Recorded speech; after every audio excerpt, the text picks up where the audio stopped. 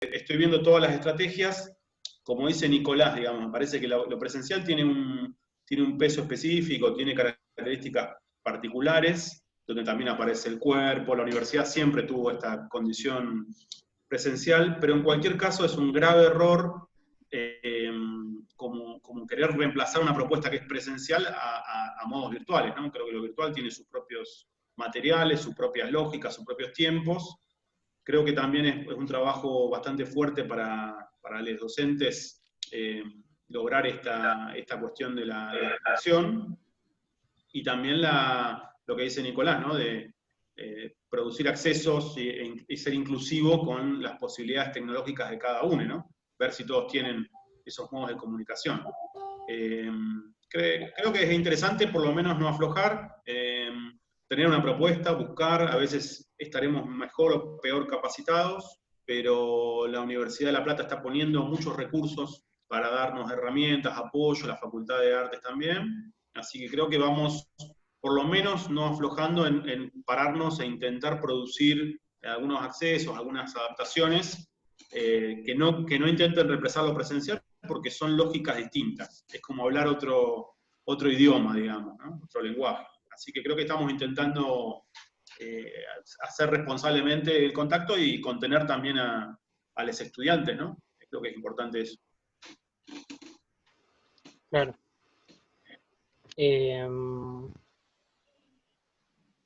Y a nivel alumnado, ¿cómo lo están viendo? ¿Se han dado muchos de baja? ¿La situación sigue igual en cantidad de números, en cantidad de alumnos? Mira, me parece que hay como, depende un poco de los años de las cursadas. Digo, en guión, yo estoy en segundo año, y lo que se dio es como un periodo de adaptación hasta tener las herramientas para poder acceder a lo virtual. Digo, al principio parecía como que iba a haber una fuerte deserción, y ahora es como que empezaron a buscar la forma de poder acceder. Claramente se le dio la posibilidad a aquellos que estaban como más relegados y retrasados que se pudieran poner al día. Me parece que hay como un esfuerzo de poder continuar con las clases como están las cosas, digamos, intentar esta cuestión de adaptarnos y ajustarnos. Y me parece que, bueno, nada, hay que buscar, uno debería conocer, yo hablo por el grupo humano que trabajo, de estudiantes, que lo que noté fue eso, como que al principio parecía como que habían dejado, y después empezaron a aparecer y encontrar las formas de comunicarse, buscar las maneras alternativas de estar. Y después yo creo que con Marcos estamos en cuarto año, y el cuarto año es como, son otros los medios que tienen, y acceden con mucha más fluidez, y están como mucho más dispuestos a poder adaptarse y seguir con las actividades, con la normalidad, entre comillas, que se puede. Y agrego lo que dice Nicolás, con lo que coincido totalmente, que sabemos que esta es una situación totalmente única en la historia, pero sabemos, digamos, de que hay opciones de inclusión que se van a relacionar con estas opciones virtuales también.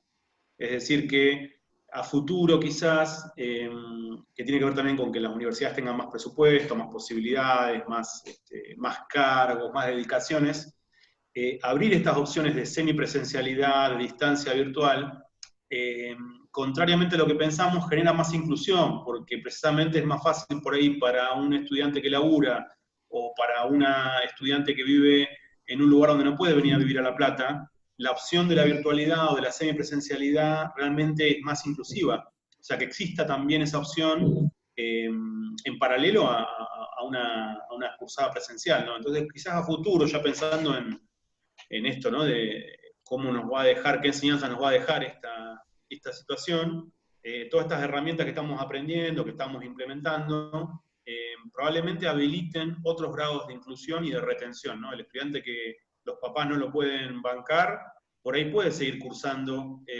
a distancia o en su casa en Entre Ríos, ¿no? A través de modalidades virtuales algunas materias. Y eso también es una cosa interesante, que quizá había estudiantes que se iban a ir y se iban a perder por la situación económica que veníamos empezando, y bueno, de repente esta opción generó algo caótico y al mismo tiempo quizás es una oportunidad también, ¿no? Ante esta crisis también. De una. Sí, además que medio que lo que nos está dando esta situación es un poco ir dándonos cuenta que a partir de ahora la virtualidad va a ser parte de nuestras vidas, como que esto de las cursadas virtuales y demás, como que yo creo que va a seguir estando, no creo que se vaya a terminar, a pesar de que volvamos a las clases presenciales. Yo creo que va a ser una herramienta más de inclusión, lo cual concuerdo totalmente con Marcos. Bueno, para la gente que recién se suma al vivo, estamos hablando con Nicolás y con Marcos, son los dos correalizadores de la película Todos Somos López. Vuelvo a repetir para la gente que recién se sumó y capaz que no conoce quién es Jorge Julio López. Jorge Julio López es un compañero desaparecido, que estuvo desaparecido desde 1976 hasta 1979, sobrevivió a la última dictadura cívico-militar y durante los juicios en 2006 a los genocidas, a los juicios por lesa humanidad, le volvieron a desaparecer, pero esta vez en democracia, y desde ese momento no sabemos cuál es su paradero.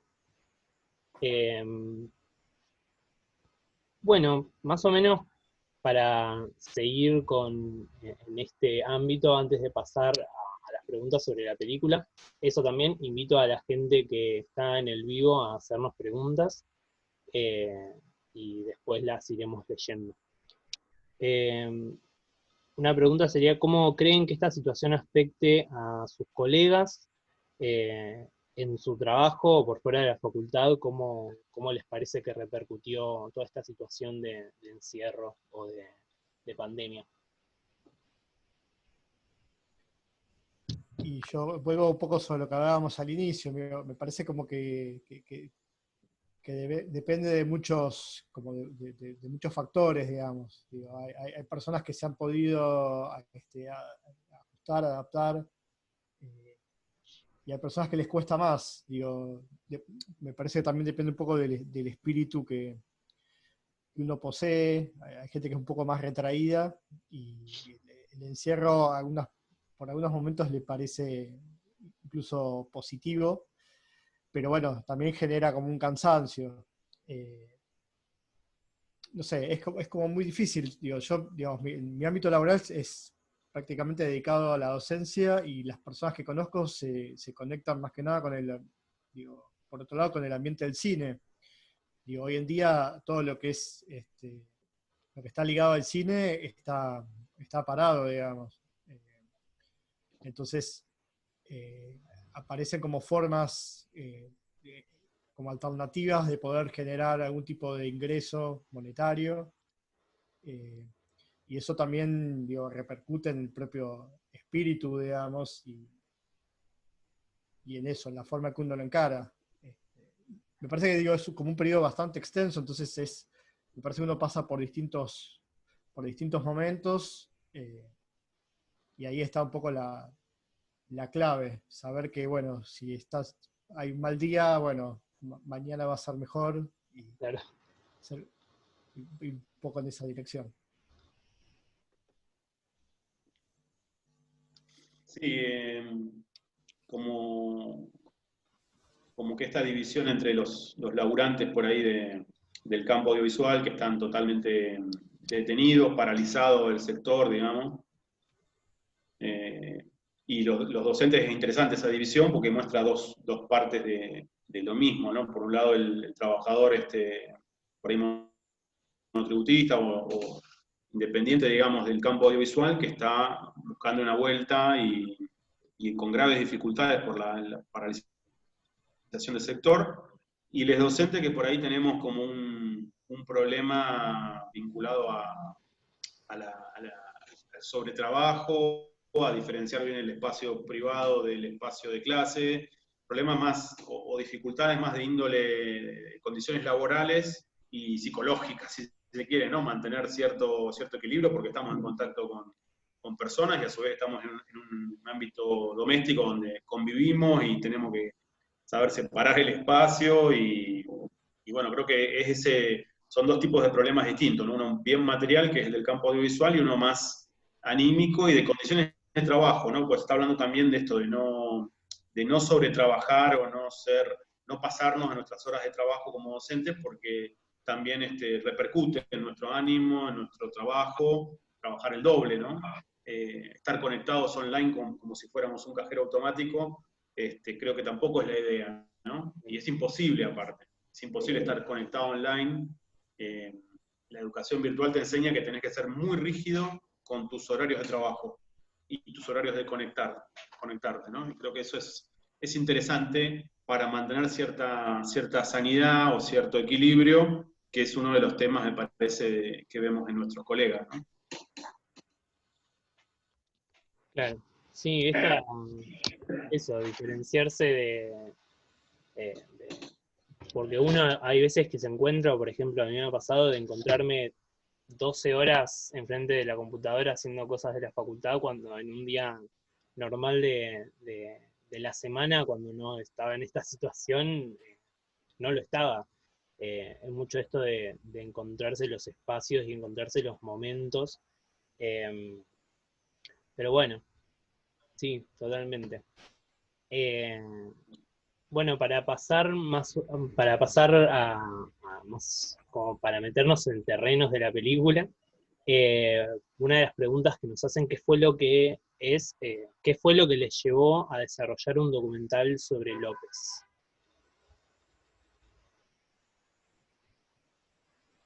Por empezar, digamos, tanto Marcos como yo vivimos en la ciudad de La Plata. En el 2006 ya éramos docentes, ya estábamos realizando, y el tema López fue un tema que no nos pasó inadvertido, digamos. Fue un tema que nos tocó, que nos conmovió. Yo en ese momento trabajaba en una productora, y el mismo día que desaparece López, la productora donde yo trabajaba era una de las productoras que se encargaba de grabar los juicios, digamos, el juicio que estaba transcurriendo en La Plata. Claro. Y me acuerdo que llegaron gente de la Comisión Provincial por la Memoria a pedir materiales para iniciar la búsqueda de López. Entonces, me parece que digamos, el caso de Jorge Julio López es un caso que recorrió durante bastantes años de nuestra vida, siempre fue un tema, siempre fue algo como que fue relevante y que siempre nos pareció que era necesario poder hacer algo. Y bueno, parte del proceso de querer contar o hacer un documental es, más allá del interés, es encontrar la forma de contarlo. Bueno, el documental tiene una forma particular de contarla que la va a contar Marcos. Sí, creo que finalmente es una crónica basada en este contacto con Rubén López, con Coqui Dalieri, este contacto que nos habilita un amigo Jorge Villapol, que nos lleva al encuentro con Rubén y con Coqui, y que de alguna manera nos permite primero entrar como en una dimensión más familiar, y después, explorando ahí con Nicolás, buscar este formato de crónica sobre los días sin López, ¿no? Y ahí ya aparece recorrer la ciudad, hablar con las personas, recuperar la palabra de militantes, ¿no? como Nilda Loy también, y algo que veníamos haciendo en una película anterior que dirigió Nicolás, que yo correalicé, que es la película sobre Almafuerte, sobre el poeta Almafuerte, pensar, digamos, el rol del arte, ¿no? Pensar qué hicieron los artistas con la figura de López, cómo son una pata de la memoria también, las imágenes y los sonidos de los artistas. Entonces, ahí se fue configurando como un gran friso, una gran crónica, donde aparece de un modo muy fuerte Rubén y Coqui, pero también aparece la ciudad de La Plata, aparecen los militantes, aparece el archivo del juicio del 2006, de los testimonios del 2006, y aparecen los artistas, ¿no? Creo que es un gran friso, nos costó bastante, un par de años ahí de debates, ir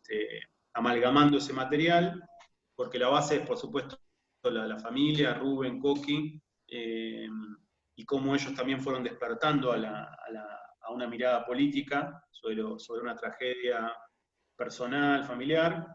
Es un poco esa es la historia, pero bueno, fue abriéndose a todo lo que configura la memoria de López, que excede algo familiar, ¿no? Tiene que ver con imágenes, con artistas, con militancia, con juicio, con archivo, con una cantidad de elementos que para un documental sentimos que la forma era de crónica, ¿no? Era una especie de crónica documental. Claro, sí, es muy interesante esto de los artistas, eh, porque se pone mucho en juego como cuál es el lugar, eh, siempre que se piensa de un lugar mucho de la economía, siempre que se piensa desde la plata, como cuál es el lugar que ocupan los artistas, o cuál es el lugar que ocupamos los artistas eh, en una sociedad, como un poco dejando de lado el arte como si no fuera importante, cuando justamente ante situaciones como la desaparición de Jorge Julio López, el arte es una de las formas más importantes para eh, disputar el sentido de la democracia, ¿no? Como estamos en una situación muy, muy concreta a nivel latinoamericano sobre todo, en la cual estamos en esa situación, en ese tire y afloje entre cuál es el real sentido de la democracia que vemos en Argentina, que vemos en toda Latinoamérica, y cuál es el lado del neoliberalismo y hasta el fascismo, incluso, por ejemplo, en Brasil. Eh, y justamente el arte juega una gran parte en el sentido de la música siempre fue muy importante, por algo durante la dictadura hay, hay hasta playlists, hay hasta álbums, hay hasta artistas que no se podían escuchar y estaban prohibidos, libros que no se podían escuchar, películas que no se podían ver, libros que no se podían leer, perdón. Eh, Ese es el sentido, ¿no? Como de los artistas, que tenemos los artistas en un momento tan similar a tiempos anteriores incluso. Eh, bueno, otra de las preguntas que nos hacen es eh, cuáles fueron sus motivaciones y por qué eligieron contarlo de esa forma, como de crónica. La motivación me parece que tiene que ver con un poco lo que contaba antes, cierta urgencia que teníamos, cierta necesidad de que era un tema del cual sentíamos que en la ciudad todavía, digamos, no era un tema que se hablara mucho.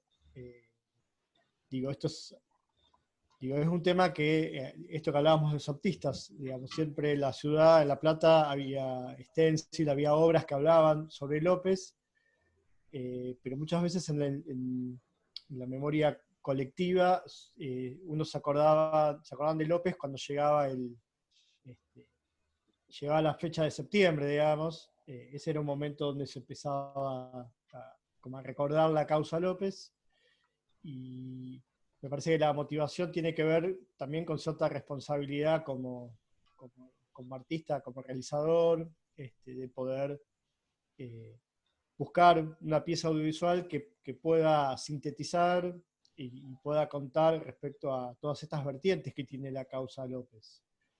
Y la idea de elegir una crónica tiene que ver, en principio, más allá de esto que hablábamos del deseo, también es la posibilidad de acceder. A través de Jorge Villapol pudimos acceder a la familia López, y la familia López fue la que nos abrió la puerta para contar la causa López. y bueno, un poco con ese camino y con esa crónica nos intentamos acercar al tema. Hay una cuestión que me parece que es importante, que eh, digamos, tanto Marcos como yo somos, digamos, no somos militantes digamos, del campo de los derechos humanos, somos personas que nos interesa el tema, que luchamos por eso, pero no tenemos una militancia. Y me parece que contar a través de lo que le pasaba a una familia, alguien con el quien con su mirada nos sentíamos cercanos, el disparador era eso, qué le pasaba a una familia cuando de repente tu papá desaparece. Entonces, el acceso a la crónica a través de la familia nos permitía encaminar un poco el relato y a su vez, lo que decía Marcos, acceder a otras vertientes que son importantes, como son la mirada de los militantes y lo que los artistas tomaron la causa López y el símbolo de López como una forma de expresar ciertas inquietudes, digamos. Claro. Sí, no mucho más que agregar, digamos. Me parece que hay una motivación que tiene que ver a veces también con haber encontrado una manera de sumar algo, ¿no? Creo, como dice Nicolás, hay un arte dedicado, a esta altura ya hay 3 libros, uno de Miguel Graciano, que es uno de los protagonistas de la película. Hay muchas obras como la de Hugo Vidal, fotografías como la de Helen Sou, y películas, bueno, está Un claro día de justicia de Ana Pardo, que se enfoca un poco en el juicio de 2006, una película que hicieron Los Hijos, y quizás en esa década, desde 2006 ahora faltaba quizás como una actualización, como una mirada, esto que dé un poco de un friso de cómo son los días sin López, y por eso también la forma de la crónica, ¿no? Tiene que ver con la crónica de la familia, tiene que ver con la crónica de todos estos materiales que van apareciendo y que nos hablan de cómo son estos días, estos distintos días, o transcurrir año a año sin López, ¿no? Conviviendo con esa ausencia y reclamando ante esa ausencia también, ¿no? Claro. Sí, una cosa muy interesante, y esto va más a opinión personal, una cosa que encontré muy interesante fue que en la sinopsis se habla como de buscar a López, eh, y es muy interesante cómo a partir de los recursos audiovisuales y de la narración, no solamente se busca a López en un sentido, como el sentido estricto de la palabra de buscarlo, sino como encontrarlo, tipo, saber quién era, saber qué le gustaba, saber cómo era como persona y saber cuál era su pasado también, sus luchas, bueno, la crónica de su vida al final, ¿no? Eh, Otra pregunta es, ¿cómo fue trabajar en un documental que involucraba las inquietudes de un hijo por la memoria de su padre? Qué pregunta difícil. No, en realidad es, en cierta forma, hacernos parte de la propia búsqueda de Rubén. Eh, digamos, en ese caso, digo, como en distintas instancias del documental, nosotros en algunos momentos acompañábamos a Rubén en esa misma búsqueda. Nosotros también sugeríamos ir a ciertos espacios, sugerimos la compañía de Miguel Graciano, que como Marcos dijo, escribió un libro sobre López, es muy interesante, y me parece que en cierta forma, en ciertos momentos, nosotros acompañábamos a Rubén a recorrer ciertos espacios, a conocer ciertos espacios, encontrarse con determinadas personas. Digo, también el documental permite cosas que capaz en la vida, en lo cotidiano, no se pueden hacer. Digo, el hecho de que Rubén entrara a la unidad 9 fue algo que se hizo y que se consiguió para el documental. Cuando fue a Arana o cuando fue a la comisaría Quinta, Él había ido alguna vez ahí como a investigar, a charlar, pero bueno, nosotros lo que buscamos es acompañarlo por Miguel, que conocía los datos como muy certeros de qué había pasado en cada espacio.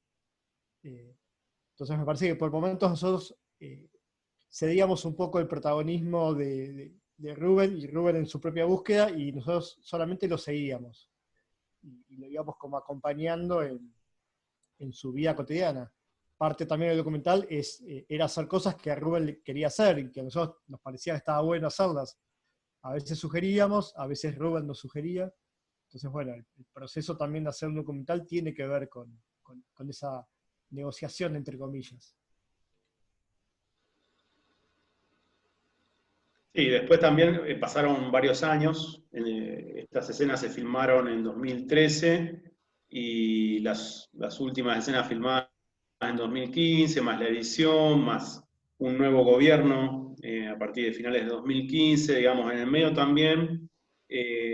Quizá también la realización fue acompañarlo a Rubén en todo el proceso que va desde vivirlo como algo fuertemente familiar, siempre asumir, digamos, yo soy el hijo de Jorge Julio López, en un sentido, si se quiere, no en un sentido de derechos humanos o en un sentido más genéricamente militante, sino en un sentido personal y familiar, y cómo él fue también comulgando, acercándose, logrando sumar también la perspectiva de ser un hijo de una generación, ser un hijo de las madres y también de las abuelas. Creo que él también fue acompañarlo en su propio camino, digamos, en su propio proceso de incorporar un montón de cosas que le fueron pasando. De alguna manera creo que también hacer el documental fue estar atento, estar sensible, estar atentos, sí, atentos un poco a lo que le pasaba a él, ¿no?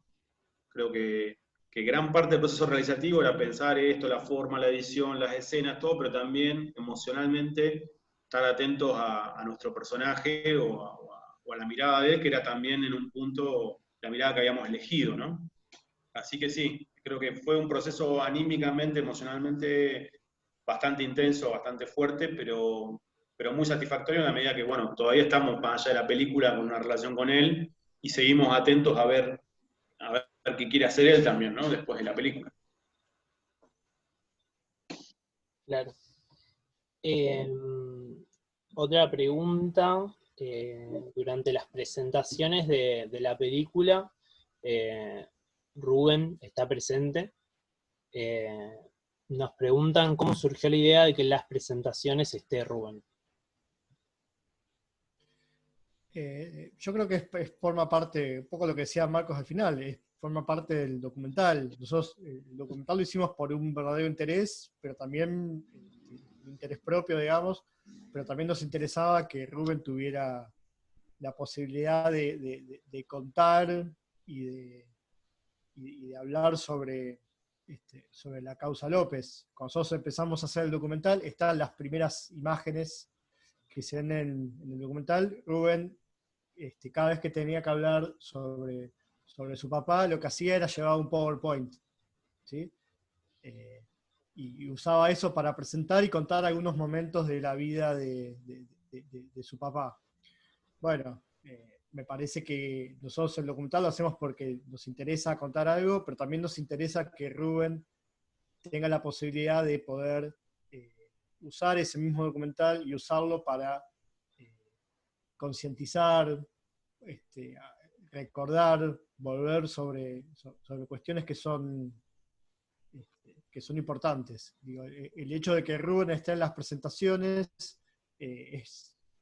digamos, por lo menos para mí es lo natural, digamos, y también es lo gratificante, esto que decía Marcos, que más allá de la realización del documental y de haber terminado y estrenado, nosotros tenemos una relación con Rubén y con Coqui. Entonces, para nosotros es gratificante que digamos, de pasar el documental y Rubén y Coqui quieran venir, quieran estar presentes. Creo que por lo menos para mí es de las cosas más lindas que hay de poder hacer un audiovisual de ese tipo. Es una herramienta, digamos, y debe serlo por el tipo de de documental que es, ¿no? O el tipo de campo que aborda que tiene que ver con esto de estar cercano al documental llamado político o pensado como herramienta incluso un documental militante, aunque no es un documental militante porque abre otros terrenos, ¿no? Pero, o no tiene ciertas eficacias tampoco, pero es una herramienta y a veces puede pasar que uno haga esa herramienta para que se use en alguna causa y por ahí que no se lo apropien las personas a las que supuestamente está destinada. A veces pasa eso y es bastante triste y bastante poco satisfactorio, poco gratificante. En este caso, creo que parte del trabajo fue, y llevó muchísimo tiempo, poder compartir la realización como para que se produzca cierta apropiación. No siempre pasa, y por eso dice Nicolás, ¿no? Es muy gratificante, es una de las grandes alegrías sentir que la película sirve para que la memoria de López esté presente mucho más allá del 18 de septiembre, ¿no? Del mismo modo que hay artistas o militantes que van moviendo algunos hilos para que esta causa esté presente todos los días. Me parece que la película suma, es una de esas herramientas más, y nos pone muy contentos, digamos, de que Rubén y Coqui, la familia y los colectivos se la hayan apropiado y la usen y la tengan ahí presente, que habilite esa memoria, ¿no? Eso es, creo que el mérito de la película. Después está la discusión sobre la forma, sobre cosas así, que también nos interesa, pero creo que el propósito profundo es que le sirva a la causa, que ayude a la memoria de López, ¿no? Buenísimo. Cuando, cuando por fin salió la película, salió el documental, lo presentaron, ¿cómo respondieron los vecinos de López? Bueno, su familia, justo me estaban contando también, o sus allegados, ¿cuáles fueron las respuestas que recibieron por parte de ellos? Mira, en general las respuestas son siempre, digo, afortunadamente fueron positivas. Yo digo, no, lo que tal vez habría que decir respecto a los vecinos de López es que, digo, más allá de haber estado grabando en su casa de Los Hornos, nosotros tampoco teníamos muy identificado quiénes eran vecinos o no, y muchas de esas devoluciones y esos comentarios nos llegan por Coqui y por Rubén, que nos cuentan que nos cuentan detalles. Hace no mucho pasó en una presentación que se acercó un vecino de Jorge Julio López y estuvo hablando con Rubén y Rubén lo reconoció y habló con él y contó que se sentía como muy contento por el documental. Pero bueno, por lo menos yo, tal vez Marcos lo tiene un poco más claro, yo no tengo plena conciencia de la evolución de los vecinos. Sí sé que las personas que conocían a López agradecen que se haga el documental y nada, eso, les parece que está bueno que se hable sobre López, en función de esto que cuenta un poco el documental, que Jorge Julio López era un militante barrial, digamos, era alguien que ayudaba a sus vecinos, que estaba muy preocupado por lo que pasaba en su barrio de Los Hornos. Entonces, bueno, eso me parece que sirve para contar esa parte. Claro. Sí, tenemos bastantes devoluciones ahí de Rubén y Coqui que nos cuentan un poco cómo apareció por ahí un primo que nunca había visto la película y la vio, un vecino, ¿no? Si bien tanto Jorge Julio López como Irene, su esposa, vivieron prácticamente toda su vida de los 20 y pico a la actualidad, digamos, hasta hace poco en Los Hornos, las relaciones con los vecinos yo siento que han sido cambiantes. También en Los Hornos estaba la unidad básica que termina siendo arrasada durante la dictadura, ¿no? Que también eran militantes, algunos más cercanos al barrio, otros más lejanos que eligieron Los Hornos, pero también, digamos, un barrio que ha sido castigado, es un barrio cambiado. Creo que teníamos identificados 2, 3 vecinos, entrevistamos gente, pero era un vecino histórico, digamos, ¿no? En una ciudad que se mueve todo el tiempo. Me parece, digamos, de que la recepción en general ha sido interesante, y al principio era una película que era mucho más restringida, parecía una película como más pensada para un público más general, un público que no conoce tanto de la causa ni de algunas cosas de derechos humanos. Y una cosa muy gratificante también es que con el tiempo muchos organismos se la han apropiado, muchas coordinadoras de derechos humanos, mucho sector se la ha apropiado, o sea que la película ha hecho su propio recorrido o ha logrado integrarse a otra familia de Jorge Luis Julio López, que son los militantes también, ¿no? Los militantes de derechos humanos son una familia también. Creo que ellos se la han apropiado, superando incluso nuestras expectativas, porque la película trata temas controvertidos también, dentro de la misma militancia, dentro de las mismas discusiones que tenemos, pero creo que es sincera y los pone en juego, y eso creo que ha dado su resultado, su fruto también, ¿no? Claro. Después, una pregunta un poco más personal. Yo soy parte del voluntariado de Jóvenes y Memoria, que es un programa de la Comisión Provincial por la Memoria. Quería preguntarles un poco si habían trabajado durante el proceso de rodaje o de preproducción, si habían trabajado con la CPM en algún sentido, en lo que tiene que ver con archivos o demás. Sí, trabajamos, está esta prehistoria, si se quiere, que yo trabajaba para una productora que tenía un nexo, o sea, se encargaba de editar los materiales de la comisión, entonces como que algunas personas conocíamos, y después sí fueron nosotros fue como una fuente de consulta, y los materiales que se ven en el documental, los materiales de archivo, de la causa, fueron materiales que nos dio la comisión, ¿sí? Con previa autorización de Rubén, pero sí, el juicio del 2006, las imágenes de reconocimiento,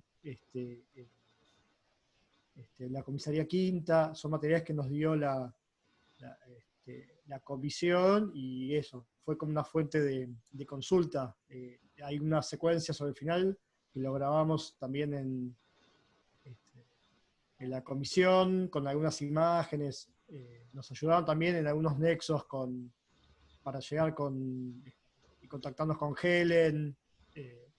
Sí, fue como una gran ayuda, digamos, en esa unión, digamos, en darnos informaciones y en acompañarnos.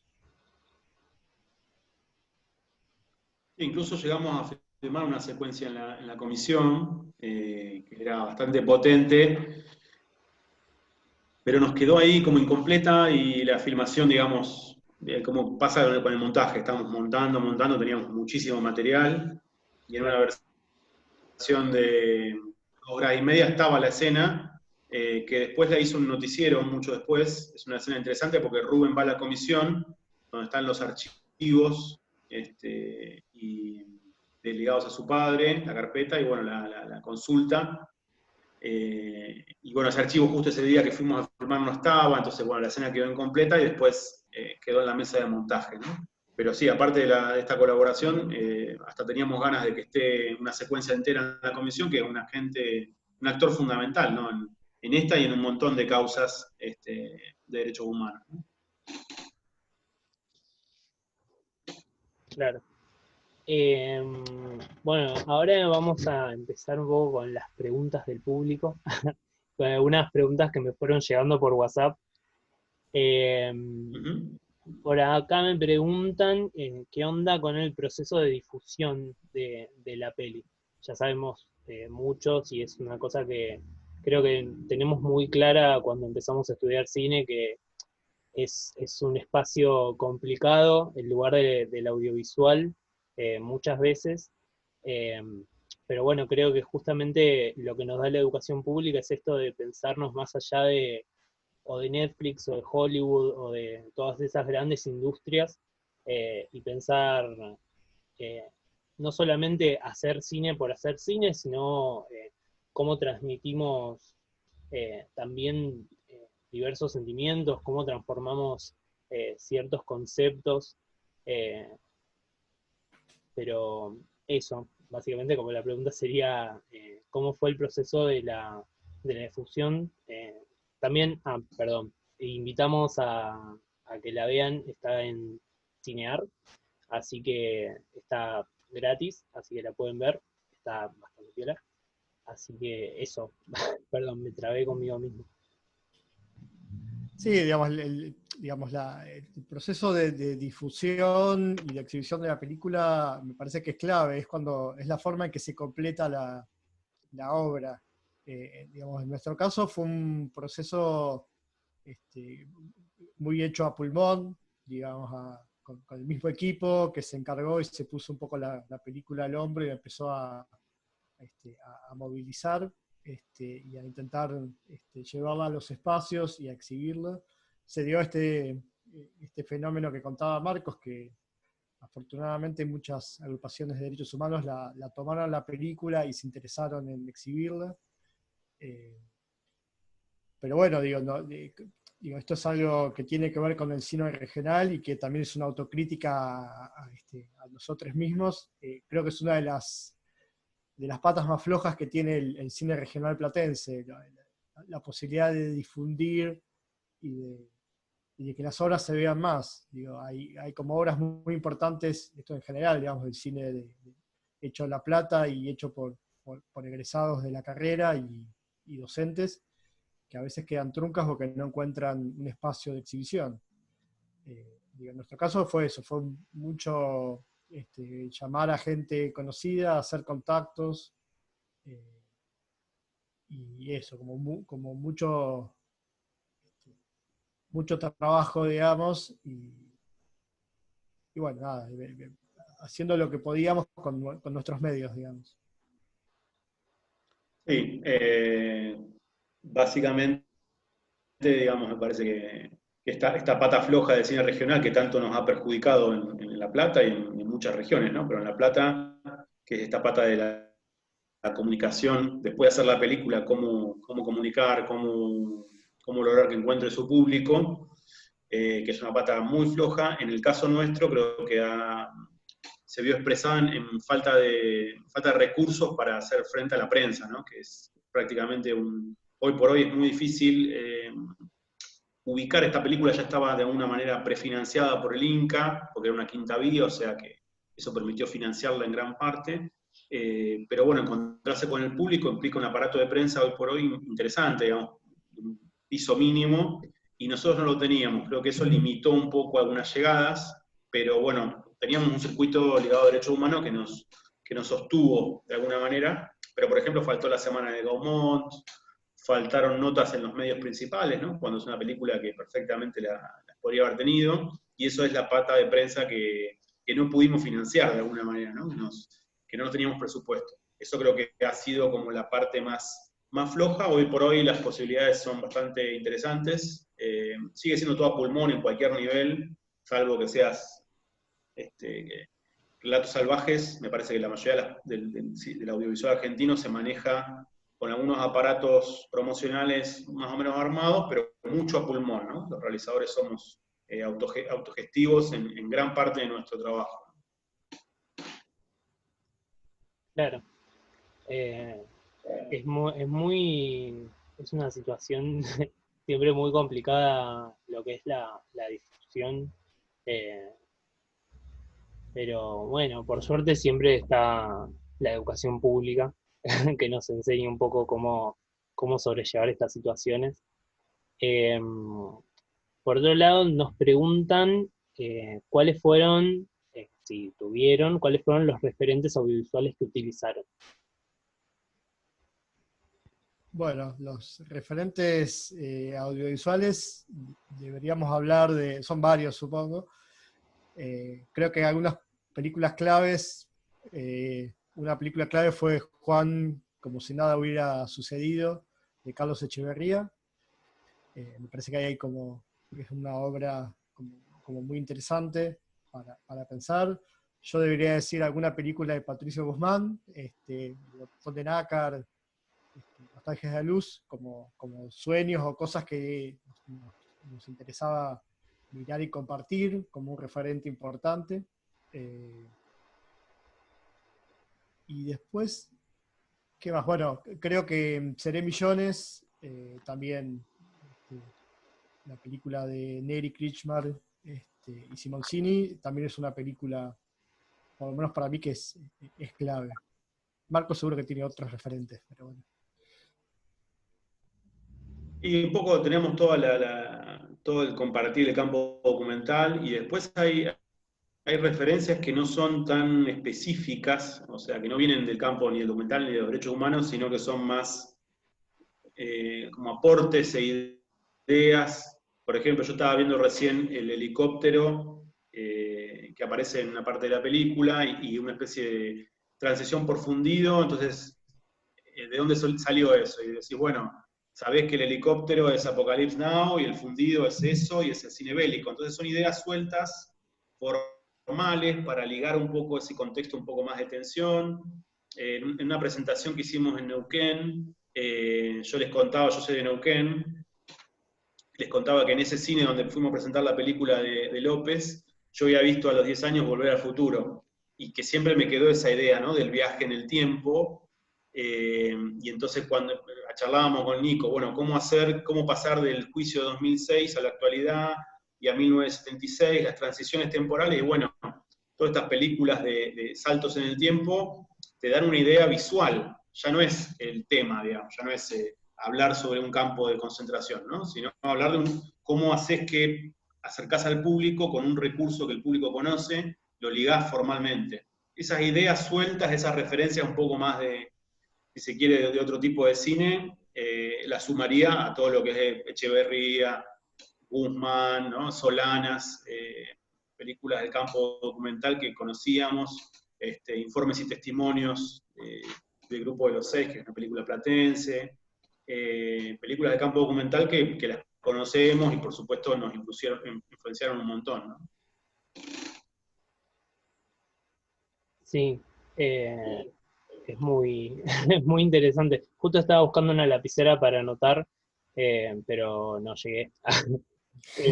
Así que igual lo estamos grabando, así que después lo vamos a subir a YouTube y se lo vamos a pasar. Eh, bueno, esas más o menos serían todas las preguntas. A las personas que nos están mirando desde Facebook, les informamos que Todos Somos López es una película de dos profes de la Facu, Marcos y Nicolás, que están acá con nosotros. Está en Cinear, la pueden ver cuando quieran, es una plataforma gratuita. Eh, Así que eso, si alguno de los dos tiene algún aporte que quiera hacer. No, agradecer el espacio, la entrevista y esto, también ayudarnos a difundir la película y eso, invitarles que la vean.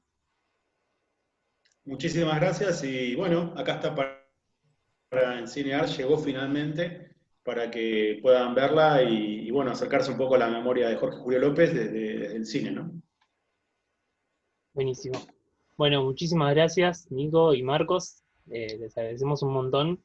Eh, en nuestro Instagram, que es cronopios.fda, vamos a seguir haciendo actividades así que estén atentos, les compas de cine.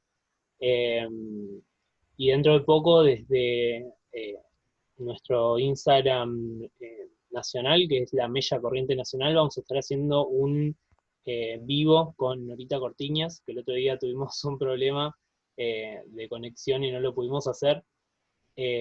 Así que vamos a estar haciendo eso también. Así que, bueno, listo. Muchísimas gracias.